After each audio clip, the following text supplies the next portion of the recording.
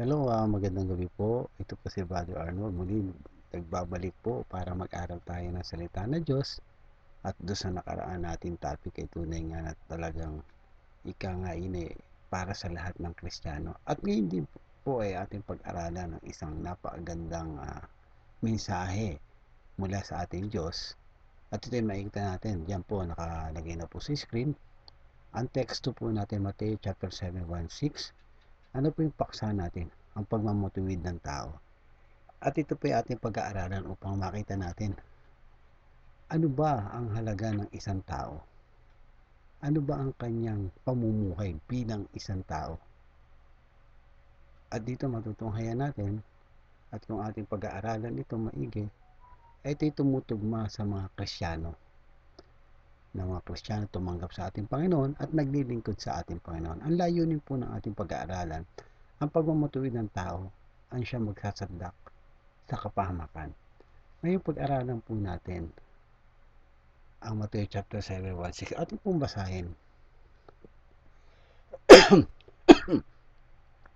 Sa ating panahon ngayon ay maraming pangyayari na dumarating, lalo na ang patayan na nagaganap sa ating bansa. Nakabi-kabila ang patayan sa sitwasyong ito. Napakadali para sa iba ang umatol bagamat wala pa ebidensya, kaya naman para mapadali ang ebidensya, gumagawa ang iba ng ebidensya na hindi totoo. At dahil dito nahatulan ng taong walang kasalanan, bagamat ang ebidensyang ito ay gawa-gawa lamang. At ito po ay talaga nangyayari sa panahon natin sa ngayon, no? Yung pong mga tao na napagbintangan lamang, yung mga taong ginawan lamang ng mga kasinungalingan para siya ay mahatulan, o yung mga taong nakagawa ng kasalanan gumagawa ng paraan, no, para sila ay maligtas. At ang nakakalungkot, nagdadamay pa sila ng ibang tao na walang kaalam-alam at doon ipinapasa yung kasalanan nila. At ang nagiging ebidensya ay yung taong yon. At ang nakakalungkot, ito'y pinapanigan ng ating batas. Bagamat, bagamat walang matibay na ebidensya, ngunit dahil nga sa impluensya, ay dito makikita natin na ang batas ay hindi pantay. No? Ngunit dito sa ating pag-aaralan ay makikita natin kung ano ba yung sinasabi ng Panginoon tungkol dito. At ito pong ating pag-aaralan ay napapanahon dahil sa nangyayari na po ngayon, dahil ulitin ko po, ang mundo'y pasama ng pasama.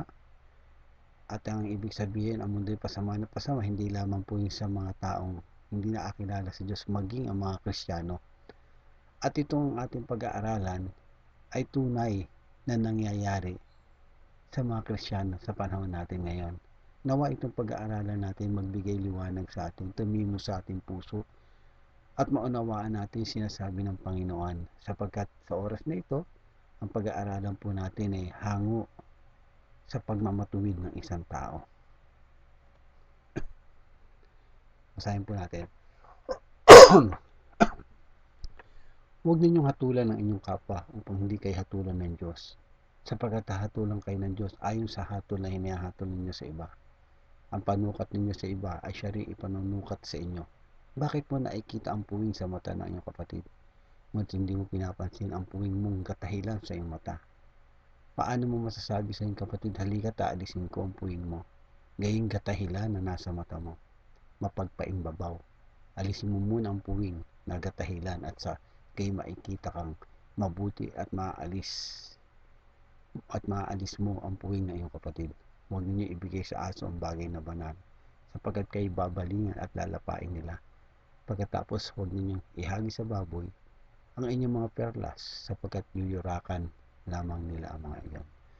Okay, ito po sulat ni Mateo sa 1 and 6. Nakita po natin dito, ito'y panahon ng mga alagad. At makikita sa panahon na yon, nakikita natin kung paano mangaral ang ating Panginoon. At ito'y magandang itinuro ng Panginoon sa mga alagad. Sapagkat alam naman natin, noong panahon na ay maraming hindi tumatanggap sa ating Panginoon. Ngunit, marami ang nanampalataya sa ating Panginoon.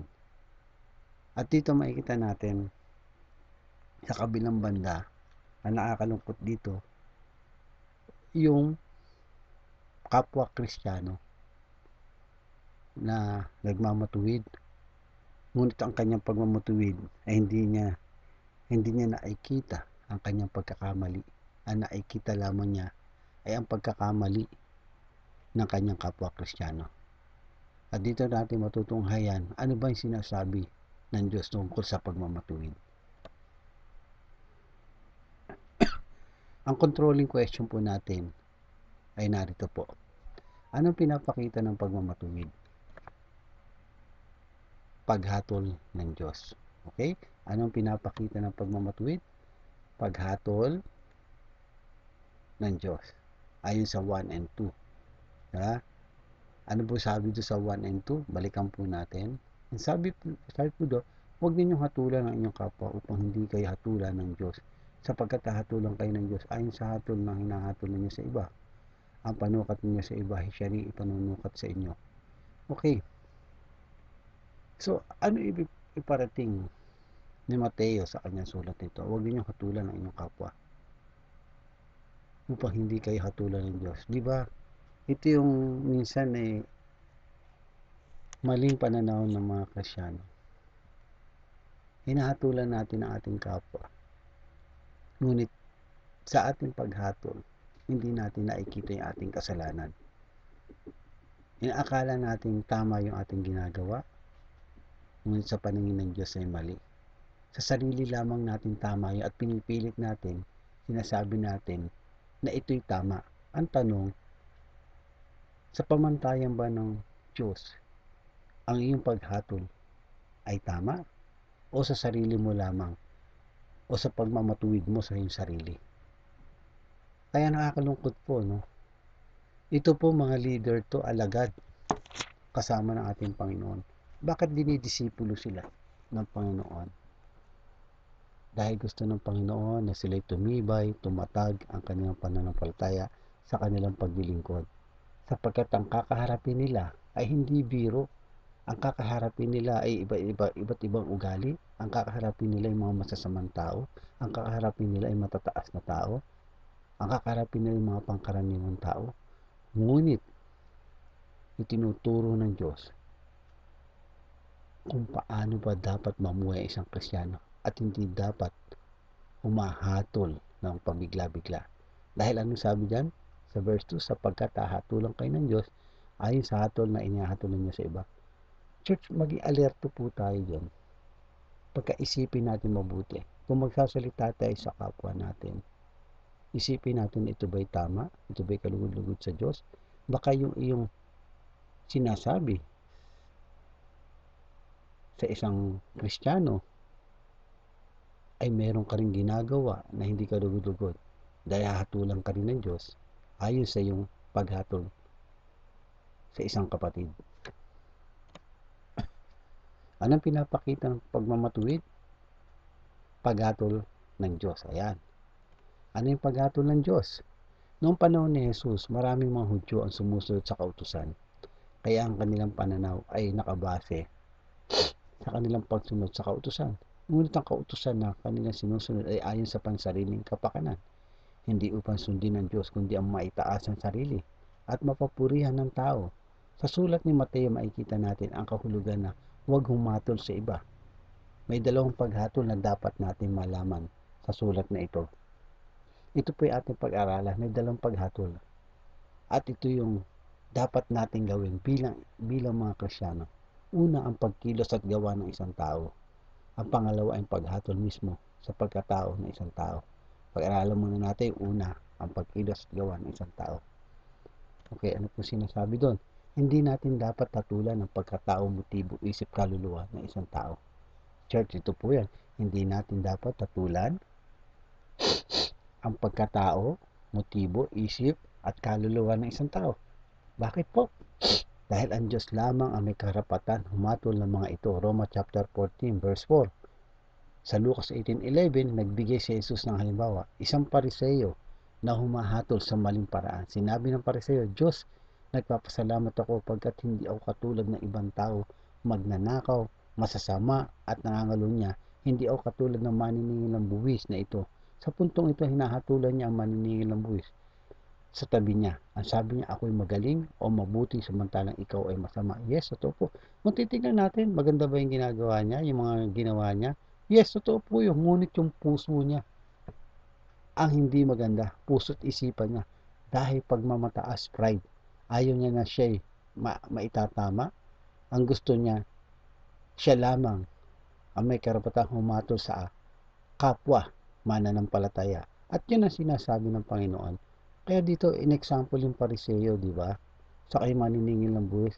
Ang tingin ng Pariseo, dahil ginagawa niya, nag-aayon siya, nagbibigay siya, lahat na ginagawa niya, ay yun ay talagang totoo sa harapan ng Diyos. Ngunit ang kanyang puso, ang kanyang isipan, ang kanyang kilos at gawa ay hindi naaayon sa kalooban ng Diyos, kundi isang pagpapaimbabaw. Naalala niyo isang topic ko tungkol sa pag-ibig, kawalan ng pag-ibig. Kaya ang sabi niya, ako ay magaling o mabuti, ay yung sabi ng Paris-Escriba. Pinagmamalaki niya yung gawa niya. Magkaiba sila ni Apostol Pablo. Si Apostol Pablo naman, nagyayabang si Apostol Pablo, pinagmamalaki niya ang sarili dahil siya binago ng Panginoon at pinapakilala niya si Jesucristo.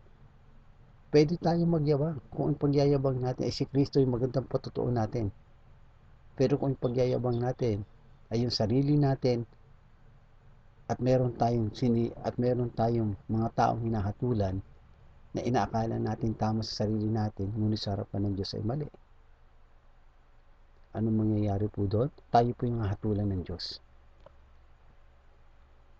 Paghatol sa kapwa. Ang pangalawang uri ng paghatol na tama, ito po yung pangalawang uri ng paghatol na tama at kailangan gawin natin. Ano po to? Excuse me. Ito ay panlabas na kilos ng ibang tao. Hindi natin dapat hatulan ng katauhan ng makasalanan kundi ang kanyang kasalanan lamang. Amen? Pwede natin hatulan siya yung kasalanan na sa kanya. Yun nakikita natin. Pero sa puso't isipan, wala tayong karapatan kundi ang Diyos lamang. Ito pwede natin hatulan dahil nakita natin di ba? Ang sabi, hatulan ang katauhan ng makasalanan kundi ang kanyang kasalanan lamang. Yung kasalanan na sa kanya, yun ang pwede natin hatulan. No? Pero yung puso't isipan, wala tayong karapatan kundi ang Diyos lamang dahil siya lamang nakakaalam doon sa taong yun. Ngunit kailangang hatulan natin ang ginagawa at salita ng ibang tao.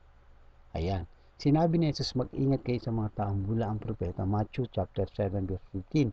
Ang mga namamahal ay kailangan ding humatol sa mga gawain na nasasakupan. Kung nakikita at lantad at patuloy ang ginagawang kasalanan, marapat lamang hatulan.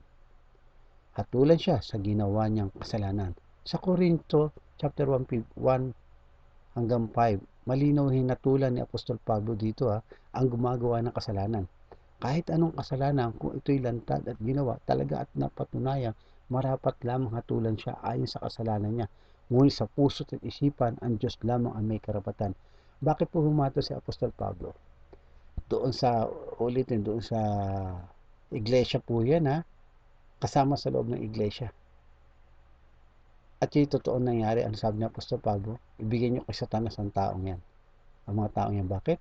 Kinakasama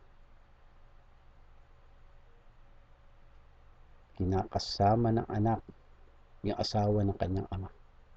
At yun ay karumagduma sa harapan ng Diyos at hindi kalulugod. At yun ay makakahawa sa loob ng iglesia. At kahit anong kasalanan sa loob ng iglesia, pagmamataas pride, pag ito hindi nasupil, ang iglesia ay pwedeng mahawa. At ang kawalan ng pag-ibig ay papasok sa iglesia. Bakit? Kasi mananatili yon. Hindi napipigil, hindi nasusupil. At yun ang ayaw ni Apostol Pablo. No? At yun din ang ayaw ng ating Panginoon sa sulat ni Mateo. Hahatulan tayo ngayon. Ayaw magpatuwid ng isang kapatid. At mananatili siya sa ganon. At ilang beses na siya sinasabi. Ngunit kung wala nagsasabi sa isang kapatid, especially ang mga leader, mananagot ang mga leader. Why? Kasi po, kaya meron pong pastor, may mga elders and workers, sila po yung mga namamahala sa iglesia. At kung nagkakamali ang pastor, ang mga elders, elder siya, pastor din po, ang siya magtutuwid sa pastor. At kung ang pastor naman ay kita niya mga elders at ang mga workers at ang congregation, siya ang may karapatan na magtuwid dito.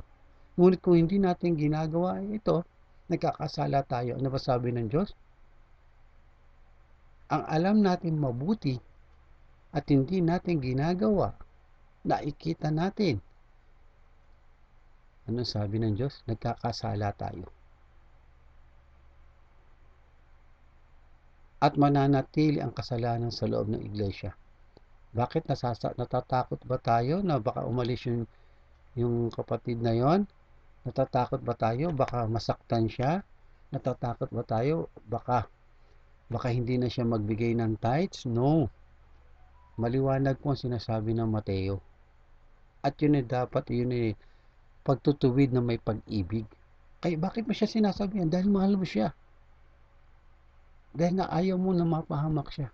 Di ba? Yun yung paghatol na nakikita natin. Yung panlabas. At dapat natin gawin. Aplikasyon. Okay, sa buhay natin ngayon, ay marami, no? Marami tayong naririnig at mababalitaan kung ano-ano sa mundong ito. Hindi na natin alam kung alin ang tama at mali. Kaya naman madali tayong humatol kahit ito'y balita lamang. Ngunit ang katotohanan, hindi natin alam ang totoong ng pangyayari. Kaya malinaw ang sinasabi ni Mateo sa sulat niya na dapat huwag tayong humatol kung ito'y walang katotohanan.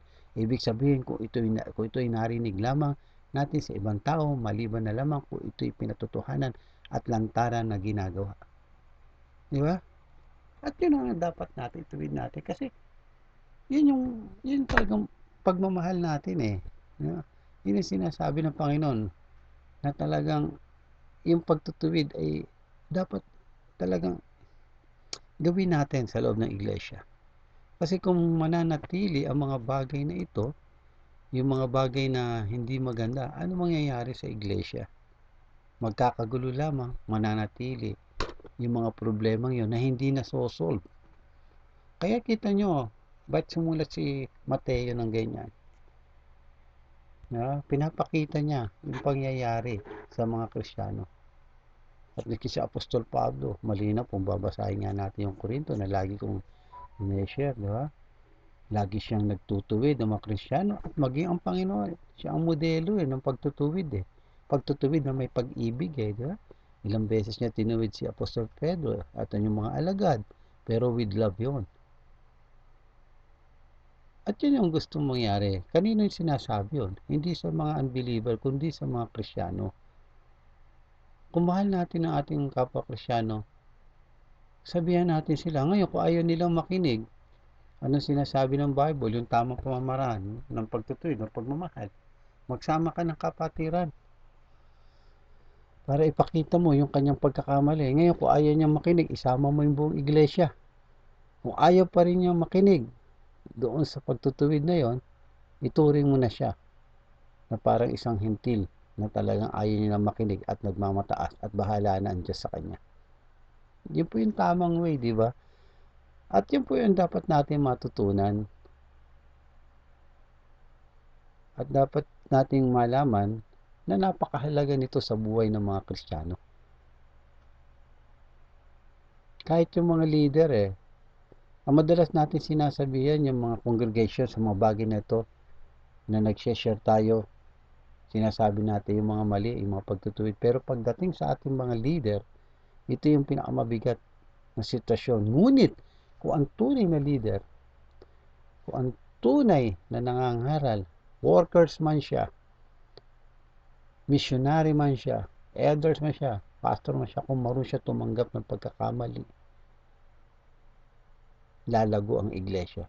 Especially, ikaw mismo bilang isang Kristiyano.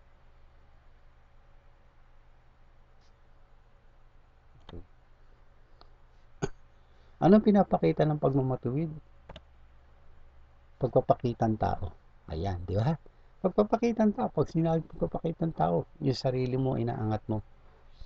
Ang sinasabi mo, maganda, pero para lamang makita ang sarili mo. para makita lamang ng tao na ikay mabuti. No? Parang pareho skribe, nananalangin sila nakatayo di ba? Nananalangin sila, pinapakita lang ng kabutihan nila. Pero puro pakitang tao, wala sa puso ang pag-ibig, pagmamahal, kundi yung pagmamatuwid na maitaas ang sarili, na hindi tumatanggap ng pagkakamali, kundi ang gusto niya, siya yung mangangaral at para tanggapin. Ngunit kung hindi tinanggap, siya yung nagagalit. That's very wrong. Bakit? Walang pagbabago sa buhay ng isang Kristiyano pag ganun. Kaya nga may discipleship, yung 12 apostle At pati sila apostol, pati 12 apostol nagdidisipulo sila Ay paano kung mawala ang isang leader? Katulad nila ng 12 apostle, katulad ni Apostol Pablo. Kaysa Apostol Pablo, yung mga dinisipulo niya, nung mawala siya, nagpapatuloy. Nawala siya sa mundo niya, ano sabi niya, tapos na aking tungkulin. At tanda na akong humarap sa Panginoon, yung pinugutan siya ng ulo, naroon yung kapayapaan. Di alam niya, ang iniwan niya dito ay magpapatuloy. Sino yung magandang patotoo na iniwan niya? Si Timoteo. Ay paano kung wala ka na disipulo? Kasi yung mga nadisipulo na yan, humayo, nagmisyon. Yung mga dinisipulo ng mga apostol, especially Apostol Pablo, nakapagdala ng mga kaluluwa, tinraining niya sa Word of God. Ngayon kung hindi alam, iiwan mo ang isang Kristiyano na hindi na disipulo at ganun pa rin pag-uugali na walang pagbabago, ano mangyayari doon sa iglesyang iiwan natin? Kahit ako nagmi-mission ako Yung iniwan ko sa barko na gawain ay pinagkatiwala ko sa isang kapatid, sa mga kapatiran doon. And we pray na bagamat nawala na ako doon sa aking misyon, maging dito sa Pilipinas, na iniwan ko rin doon sa aking mga na-share ng Word of God, na ako mismo ang nag-share at ginamit ako ng Panginoon. Ang dalangin ko magpatuloy sila sa Panginoon at makahanap sila ng isang church na mag-aalaga sa kanila. Na disipulo sila at dahil doon ang maganda roon na i-share natin na disipulo sila at alam na nila yung dapat nila gawin at alam nila kung saan sila tutungo at alam nila kung ano ang dapat gawin bilang isang Kristiyano at ang kanilang pananampalataya ay manatiling malago at huwag bibitaw. Yun po yung pagdidisipulo kaya alagaan mo sila Hindi lang every Sunday yun Kaya nga yung sakripisyo ng isang lingkod ng Diyos, hindi basta-basta Di ba? Kaya ang sabi doon sa Santiago, di ba?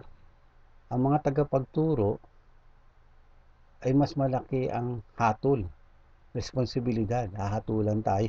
Mas malaki. Ibig sabihin mas mabigat yung hatol ng Diyos kung pababayaan natin yung mga ibinigay sa atin ng Diyos. At ito po yung totoo. Kasi hindi na tayo bata Hindi na tayo gatas ang kinakain natin ay matitigas na pagkain na. Di ba? Kaya nga po, sa buhay Kristiyano, hindi po biro. Lalo na yung mga mangangaral, yung mga leader, yung mga missionary, mga workers, yung mga nagsishare word God. Hindi po biro yun. Kasi tayo yung magandang patotoo Hindi pwede mong sabihin na bahala ka, matanda ka ng Christian. Hindi Kasi as a Christian, wala naman sinabi ang Bible na gano'n, bahala ka, matanda ka na. Hindi Kundi, kaya nga si Pedro, alam ng Panginoon mangyayari, kaya sabi niya 3 beses, no? Alagaan mo aking mga tupa. At sinabi pa, di ba, na, ano ba sinabi pa ng Panginoon, na ilang beses mo papatatawarin ng iyong kapatid? 7, 77. Ganun ang pagtsatsaga ng isang leader na nag-aalaga ng mga tupa Kaya hindi po biro kasi pagtsatsaga po yon. Hindi po basta-basta pag-uugali ang babaguhin. Iba-iba ang ugali ng mga aalagaan natin. Hindi dapat tayo ang masunod. No? Hindi basta-basta tayo masunod yung gusto natin. Ang gagawin lamang natin, yung Word of God, ang share natin. Hindi yung sarili natin. Kasi pagpapakitang tao po mangyayari sa atin eh. Kung pinapakita natin hindi totoo para sa kanila, at dahil sinasabi magmahal lang tayo, ibigin ng isa't isa, tapos makikita mo nag-aaway-away. Hindi po gano'n ang pamumuhay ng isang Kristiyano bilang isang namumuno. Pag tayo humawak ng isang Bible study, ano ba sabi ng servant tayo alipin. Tayo yung naglilingkod sa mga tao. Ano yung paglilingkod doon? Sineshare natin yung gospel. Tayo nagiging magandang patuto pag-ugali, salita, kilos, gawa. Tayo po yun ang magpapakita. At yung po good example na ginawa ng Panginoon, at yun ang natutunan ng mga alagad. At yun po yung dapat na nasa sa atin bilang isang mga lingkod ng Diyos. Ipinapakita dito ang isang tao na ang tingin sa sarili ay matuwid, ngunit ang kanyang gawa ay malayo sa kanyang sinasabi. O pinapakita dito ang isang tao na ang tingin sa sarili ay matuwid, ngunit ang kanyang gawa ay malayo sa kanyang sinasabi. Masakit po yun, di ba? Nagsasalita ka na magmahalan tayo, huwag tayo mag-aaway-away, ngunit taliwas nagtatanim ka ng galit. Hindi ganun pa rin ang ginagawa mo. Hindi mo matanggal yung pride sa sarili mo. Kaya sa ating sariling kasalanan, kaya hindi tayo makakita ng malinaw upang alisin ang puwing sa mata ng kapatid. Kaya nga hindi mabago-bago yung kapatid. Bakit? Kasi tayo mismo hindi pa nababago ng lubusan. Meron pa tayo hindi kaya isuko sa buhay natin. Hangga't hindi natin kaya isuko yan sa buhay, hindi mo kayang baguhin ang isang dinidisipulo mo o isang inaalagad mo o bina-Bible study. Ang nakakalungkot dyan, may danger po dyan. At wag natin ipawalang bahala. Ay paano kung abutin tayo ng kamatayan nasa ganun tayong sitwasyon? Palagay po ba natin patungo tayo sa Panginoon o patungo tayo doon sa kapahamakan? Kaya binibigyan tayo ng chance, hindi lamang po ito sa mga members sa mga Bible study. Ito po ay para sa mga leader. Kaya ang sabi, ang puwing ay ang kasalanan. Yung pong puwing ay kasalanan. Ibig sabihin, alisin ang kanyang kasalanan. Ang sarili nating kasalanan ang bumubulag sa atin. Tayo po muna, no? Sa spiritual, ito'y tulad ng pagkakaroon ng katahilan sa mata kapag sinusubukan natin alisin ang pagkakamali ng ating kapatid. Katulad sa sinasabi sa John sa 1 chapter 8 verse 11, ang sino man sa inyo ang walang kasalanan ang unang bumato. Walang sino man ang bumato sa bahay dahil lahat sila ay makasalanan, di ba? Ang sabi ni Jesus Christ, ang sino man walang kasalanan siyang unang bumato sa inyo. Ay lahat sila may kasalanan, mapamantanda, mapabata. Anong ginawa? Nag-alisan. Buti pa nga po yun napagtanto nila na sila makasalanan. Di ba yung mga taong yung babato doon sa babae? Tayo mga Kristiyano, kung minsan di natin matanggap na may kasalanan tayo, at yung kasalanan niya naiipon, at pag tumagal na ipon, ano magagay? Pride na po yun. At pag hindi po naalis yung may danger na, hindi ka na kayang ituwid ninuman. Ang nakakalungkot doon, pag dumating sa sitwasyon na kunin tayo ng Diyos, harap tayo sa Diyos, nakakasigurado ba tayo na patungo tayo doon? Kahit pa tayo nagwo-worship, sumasamba, kumakanta, nagpupuri, kung meron pa rin tayo hindi ka isuko sa Panginoon bilang isang Kristiyano, hindi ka tanggap-tanggap sa Diyos at hindi tatanggapin ng Diyos ito. Halimbawa, sinabi mo sa iyong kapatid, huwag kang magnanakaw, huwag magsasalita ng masama sa kapatid, huwag kang magchichismis, at pag nasa loob ka ng church, dapat lagi ka naikinit at walang nakakaagaw ng pag-aaral ng salita ng Diyos. Ngunit ang iyong sinasabi sa kapatid ay iyon namang ginagawa. Useless, di ba? Sino niloloko mo? Din yung sarili mo. Ha? Hindi mo kayang lokohin ng Diyos. Alam ng Diyos kaagad. Yung gagawin mo nasa isip mo, alam na kaagad ng Diyos. Yung nasa puso mo. Maaring makita ng mga Kristiyano, may ibang Kristiyano, yung ginagawa mo sa tingin nila ay mabuti, ngunit yung na itatago mong lihim ay lantad sa harapan ng Diyos. Okay. Aplikasyon. Sa araw-araw ng ating pamumuhay, may makikita tayong mga taong nagkakamali at madalas nagagalit tayo. At ang nais natin, ituwid siya sa nagawa niyang kasalanan. Kung minsan sinasabi pa natin sa iba ang ating ginagawa, hindi masama ang ituwid ng isang tao o ang Kristiyano. Pero ang tanong, ano ang laman ng puso mo? Baka naman sa ating pagtutuwid ay may kasalanan din tayong ginagawa sa ating buhay na katulad sa ating pagtutuwid sa ating kapatid. Marapat lamang suriin natin sa Diyos ang ating pagiging isang lingkod na dapat tayo ay karapat-dapat na maglingkod sa Diyos at sa ating kapwa kapatid. Paano mo tatanggalin ang puwing sa kanyang mata kung gatahilan o napakalaking puwing o kasalanan ang nasa sa iyo? Amen? At yan po yung dapat nating maunawaan. Anong pinapakita ng pagmamatuwid? Pagpapaimbabaw ng tao. Ayan, sa 5 and 6, pagpapaimbabaw ng tao. Basahin po natin. Noong panahon ni Jesus, sobrang pagpapaimbabaw ng mga namumuno ng reliyon. Ang mga Pariseo at Skriba ay mga leader na mapagpaimbabaw. At maging ang mga tao noon ay puro pakitang tao. Ang kanilang ginagawa, pinapakita nila na sila ay religyoso, ngunit ang kanilang pamumuhay ay malayo sa pamantayan ng Diyos. Anong sabi ni Mateo sa kanyang sulat? Mapagpaimbabaw. Ang salitang ito ay masakit at marahas. Ang mga mapagpaimbabaw ay mukhang matuwid. Amen? Sa kanilang panlabas na mga kilos, ngunit sila ay masama.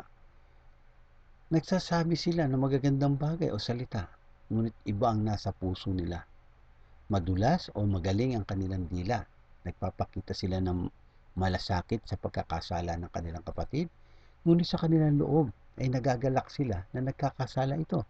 Sinisikap nila ituwid ng maliit na pagkakasala ng kanilang kapatid, ngunit wala silang ginagawa tungkol sa sarili nilang kasalanan na napakalaki at kitang-kita na iba tulad ng isang katahilan sa kanilang mata. Sure, totoo po ito. Bakit napakasakit ng sinasabi ni Apostol Mateo dito? Ito po ay sa mga Kristiyano, no? Kailangan makita natin, kung tayo nagtutuwid sa isang kapatid, suriin muna natin ang ating sarili. Kasi baka hindi natin napapansin na marami na nakakita sa ating ginagawang pagkakamali. At ito'y pinagtatakpan natin sa ating sarili. Yun po ay may danger na ulitin ko po ulit. Dahil ang ating sarili ay nagparoon na sa pagmamataas. At pag yun ay hindi napigil at hindi natin hiningi ng tawad sa Diyos, darating ang oras na ang puso ng isang Kristiyanong yon ay hindi na kayang baliin. Ngunit habang may panahon pa, pagkakataon pa, patuloy tayong lumapit sa Diyos. Magpakumbaba tayo. Aminin natin, Lord, as a servant of God, dapat marunong tayong magpakumbaba, especially sa Diyos. Pangalawa, sa ating kapwa. At yun ang tinuturo ng ating Panginoon. Kaya nga yung mga alagad, tignan nyo, kasama ng Panginoon, anong unang binago sa kanila? Pag-uugali. Di ba? Pag-uugali. Kasi kung hindi mababago ang pag-uugali nila, makakapaglingkod ba sila ng buong katapatan? No. Kasi yung katwiran nila, katwiran ng mundo eh. Nasa Matthew 22, yung pita ng laman. Yun yung katwiran nila, yun yung pamumuhay nila eh. Ay pero nung makita nila ang Diyos, ano na yung katwiran nila? Katwiran na ni Kristo. Na bago ang kanilang pag-uugali na dati hindi sila mapagmahal sa kapwa.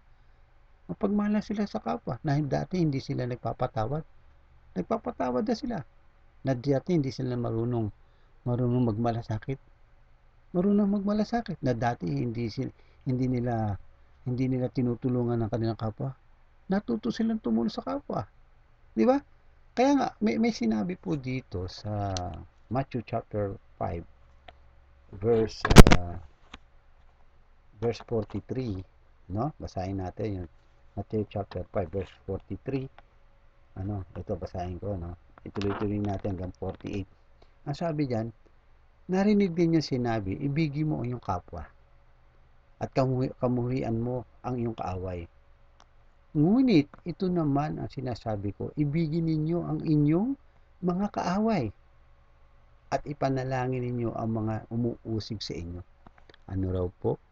Ibigin ng kaaway, ipanalangin ang umuusig sa inyo. Ay kaso, nangyayari ngayon sa mga Kristiyano, pagka Kristiyano na ha, lalo na pagka po Kristiyano pa, ano nangyayari pag nagkasala ay nawawala yung pag-ibig Yeah, namumuhi na kagad tayo, may nasasabi na kagad tayo Imbis na, hindi po masama ang magsalita, ano, pag-ingatan lamang po natin yung approach natin, especially as a workers of God. Ang isa pong maganda na tinuturo ng Panginoon. Okay, nagkamali sila. Ngunit ang isipin natin, doon sa pagkakamali nila, paano natin sila maitutuwid, paano natin maipapakita yung pagmamahal, at paano mababago yung kanilang ginawa o yung kanilang ginawang kasalanan. Ay kaso may judgment kagad. Hindi, ganyan yan Ganito yan Paano natin i-share yung pag-ibig? Kaya napakahirap i-share yung pag-ibig Sasabihin mo, mahalin mo yung kapwa, mahalin mo yung kaaway mo, mahalin mo gawa ng ano. Ito na, kung minsan may katwiran pa rin tayo, nangangatwiran pa rin. Paano niloko ka na kasi hindi pa rin pag-ibig pa rin. Yun yung sinasabi ng Diyos Si Jesus Christ ka Ano bang ginawa sa kanya sa mga alagad? Pinakulong. Si Pablo, pinakulong. Halos mamatay na sila. Di ba? Sino kasama si Silas? I think si Silas ang kasama niya. Halos mamatay na sila. Kinulong sila, kinapos sila doon. Pero nag-worship pa rin sila. Di ba? At yung gwardiya, anong nangyari? Yung gwardiya roon, pinakitaan pa rin nila ng pagmamahal, pag-ibig. At anong nangyari? Dahil sa pag-ibig, pagmamahal na ipinakita nila, nakakilala yung gwardiya, pati yung pamilya niya.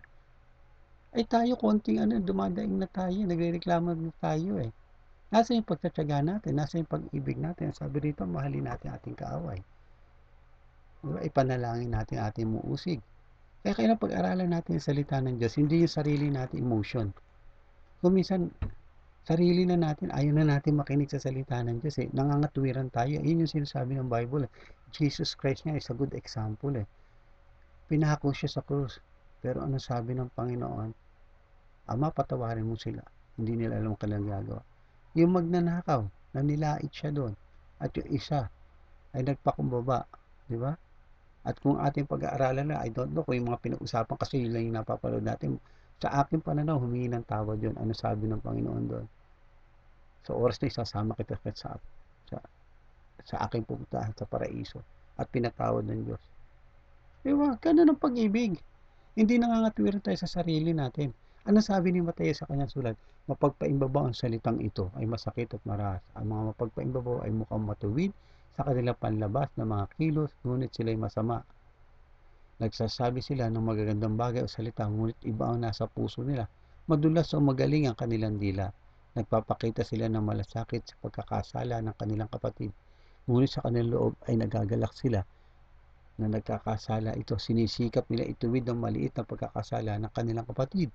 Ngunit wala silang ginagawa tungkol sa sarili nilang kasalanan na napakalaki at kitang-kita ng iba tulad ng isang gatahilan sa kanilang mata.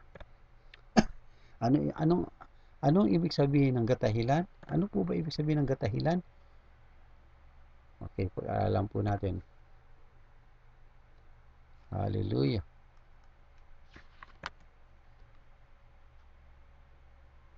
Praise the Lord.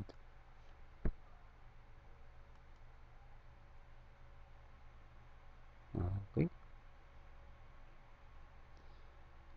At medyo nag-ano po yung ano natin, ano po? Ano ibig sabihin ng gatahilan? Ayan, kain natin. Ang katahilan ay ang ating pagkukunwari o napakalaking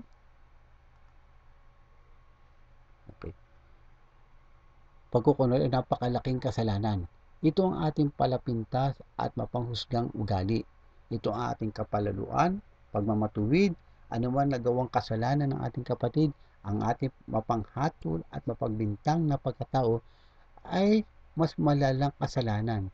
Ulitin ko po, ang gatahilan ay ang ating pagkukunwari, ayan po yan, yung meaning niya, gatahilan o napakalaking kasalanan, ito ang ating palapintas at mapanghusgang ugali, ito ang ating kapalaluan, pagmamatuwid, Ano man ang nagawang kasalanan ng ating kapatid, ang ating mapanghatol at mapagbintang na pagkatao ay mas malalang kasalanan. Yes. Amen? At ito po ang dapat mawala sa puso natin. Hindi na bali sabihan mo ako, hindi na bali sabihan mo mga Kristiyano, oh, masyado ka naman mapagpakumbaba, masyado naman, masyadong okay na yan ginagawa. Hindi po. Kasi yun po yung tinuturo ng Diyos.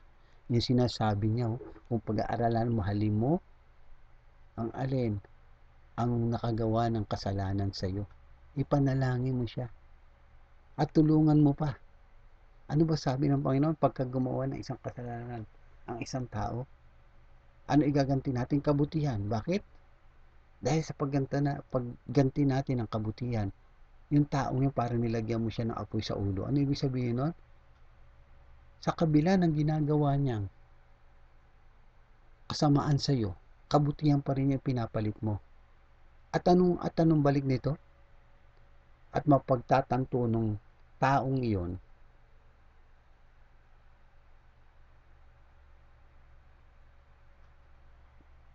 na ang Diyos mo na pinaglilingkaran ay totoo. At anong mangyayari? Ang taong iyon ay tatanggap sa Panginoon. Di ba? Katulad nga yung naalala ko yung patotoo do sa Romania, di ba? Nakita naman ninyo. At yung nangyari din dito sa Kristiyano na may kapatid na pumunta sa isang lugar sa Tondo na pagkaisahan na kursunada ng siga, sinaksak, pinugutan ng ulo at nahuli yung taong yon at nabalitaan ng kapatid na Kristiyano yung ginawa sa kanyang kapatid. May dalawang bagay na pumapasok sa kanya, ang gumanti at yung isa naman ay patawarin.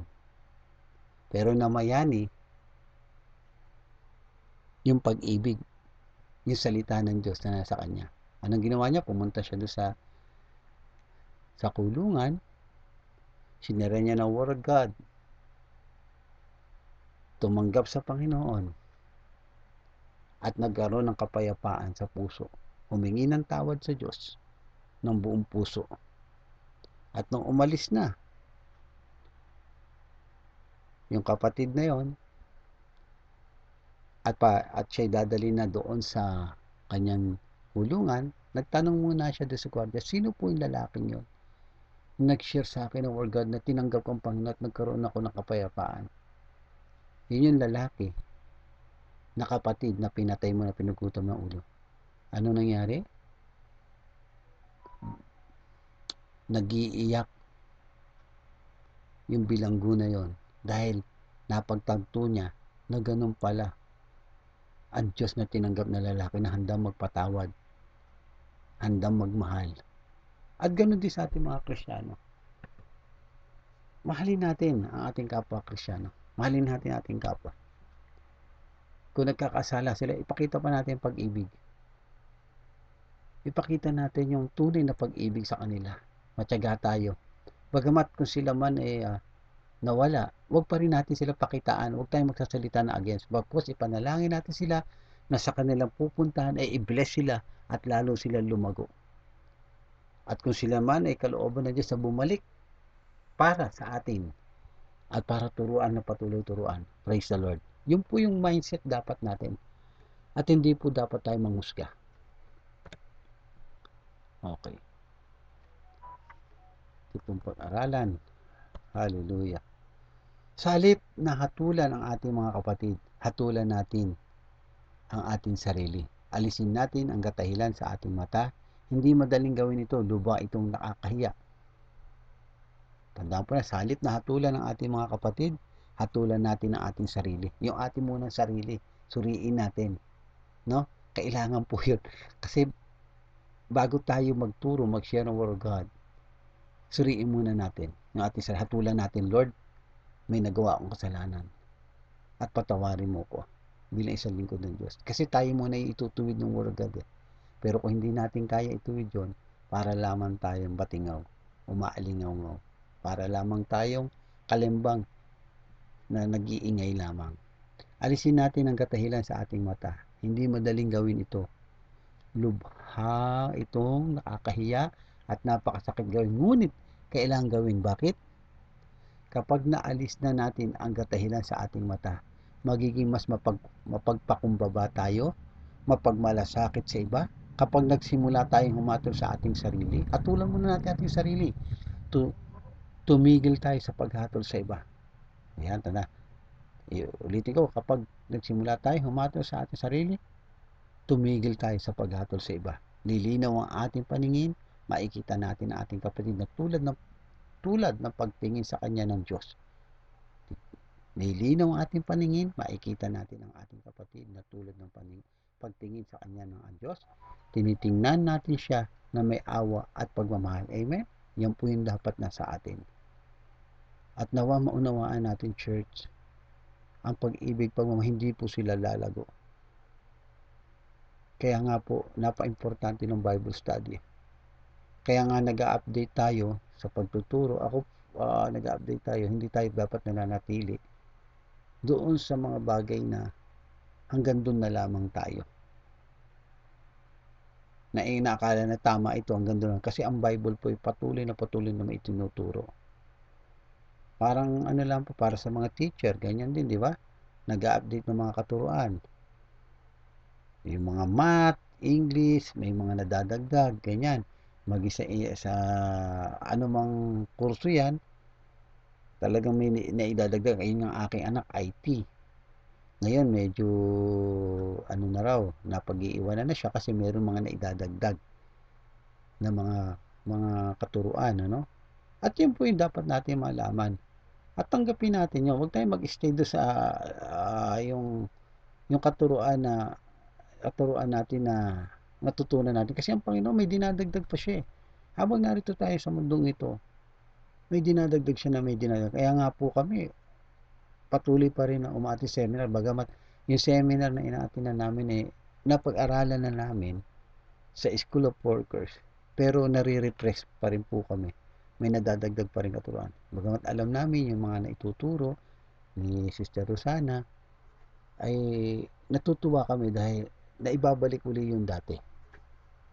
At meron nadadagdag pang katuruan na dapat namin malaman at higit sa lahat maituro. Hindi po kasi yung mga bagay na naituturo sa amin seminar, sinasabuhay namin, especially itinuturo rin po namin. At kung naituro na namin yon, ang Diyos ang siyang bahalang kumilo sa kanila. Ang tungkulin lamang po ng lingkod ng Diyos ay magturo, isabuhay, ipakita sa isip, salita at gawa upang maipamuhay na at bahala na po ang Diyos ang siyang kumilos. Hindi po tayo ang magbabago sa kanila, kundi ang Diyos. Instrumento lamang po tayo. Katulad ng aso't baboy. Ano ba yung sinasabi niya katulad ng aso't baboy na ito yung hinalimbawa, no? Ang ibig sabihin nito, ang aso't baboy ay sumisimbolo saan? Sa di mananampalataya. Ayan po, ito po, di ba? Yun nga po yung sinasabi. Kasi mananampalataya yung sinasabi ni Mateo. Ngayon, ito naman, ay ang ibig sabihin nito, ang aso't baboy ay sumisimbolo sa di mananampalataya na ang tingin sa sarili ay hindi nagkakamali. Sino po hinalimbawa dyan? Yung mga Kristiyano. Yan ang akalungkot bumabalik tayo dyan Kaya yan po yung isa sa sinasabi ni Apostol Mateo. Kaya naman ang salita ng Diyos ay ayaw nilang tanggapin. Ngunit ano ang pagkakaiba ng mga mananampalataya kung naroon ng paghatol sa kapwa? Bumabalik lang tayo sa pagiging di mananampalataya at nagiging kahalintulad natin. At ito hindi nakikita ng mga Kristyano. No? At kaya napaka-importante po ng pag-aaral ng salita ng Diyos, Bible study, dito po lumalago. At hayaan natin ang mga kapatiran ay humayo, hayaan natin mag-Bible study, hayaan natin kasi dito po ang paglago. Hindi po lalago ang church sa every Sunday lamang po. Kasi dito po sa Bible study, dito inihahayag ang lahat ng bagay. Ang saloobin ng mga Christian, ng mga taong kumilala, yung mga bagong Kristiyano, o maging yung mga dating Kristiyano, no? Kasi kung walang Bible study, hindi mo malalaman yung kanilang buhay, hindi nila masasabing dapat nila ang sabihin. Kaya napaka-importante po ng Bible study. Kaya nga, ang sabi po diyan, ngunit anong pagkakaiba ng mga mananampalataya kung naroon ang paghatol sa kapwa? Ito'y pagpapakitang tao at pagpapaimbabaw. Wala silang pagkakaiba sa di mananampalataya dahil ang kasalanan sa kanila ay nananatili pa rin sa kanilang buhay. Aplikasyon. Pinaalalahanan tayo ng Diyos na maging totoo ang ating pagmamahal sa ating kapatid at iwasan ang inggit, pagsiselos, pagsasalita na walang katotohanan sa mga ginagawa ng mga kapatid na naglilingkod ng tapat. Ulitin ko po, pinaalalahanan tayo ng Diyos na maging totoo ang ating pagmamahal sa ating kapatid at iwasan ang inggit, pagsiselos, pagsasalita na walang katotohanan sa mga ginagawa ng mga kapatid na naglilingkod ng tapat. Kung nakikita natin nagtatagumpay ang mga kapatid sa kanilang misyon at patuloy sa paglilingkod, maging masaya tayo at patuloy na pagpalain ng ating mga kapatid. Bakit? Dahil kung mananatili ang ating pagpapaimbabaw, ang sabi ng Diyos, hahatulan tayo ayon sa ating mga gawa. Pwede natin mailihim sa tao ang ating saloobin na makasalanan, ngunit sa mata ng Diyos ay lantad ang lahat at walang maililihim. Sa ating pagtatapos po, sa ating pinag-aralan, makikita natin ang napakahalaga sa buhay ng isang Kristiyano. Makikita natin paano tayo dapat mamuhay bilang isang lingkod ng Diyos. Pinapakita dito kung paano dapat maging magandang modelo bilang isang lingkod ng Diyos. Pinapakita dito ang balanseng pamumuhay Kristiyano. Huwag hahatol ayon sa pansariling hangarin at maitaas ang sarili. Pinapakita dito ang tamang paglilingkod na may pagpapakumbaba at walang pagmamatuwid at pagmamataas sa sarili. Pinapakita dito, huwag isipin siya ay matuwid, ngunit sa harapan ng Diyos siya ay hindi matuwid. Ano ang dapat natin gawin bilang Kristiyano? Maglingkod na may katapatan sa Diyos at sa kapwa. At laging tandaan, huwag tayo mapagmatuwid sa sarili. Kaya anong pinapakita ng pagmamatuwid ng tao? Paghatol ng Diyos at paghatol sa kapwa. Pagpapakitang tao, pagpapaimbabaw ng tao. Magandang gabi po, nawa ang na-share ko pong ito ay magbigay kalakasan espiritual. Ang topic pong ito ay hindi po sa akin ang galing kundi sa Diyos at nawa ang topic ito ay maging kalakasan sa buhay ng bawat isa. Magandang gabi po, pagpalain po tayo ng Diyos. To God be the glory.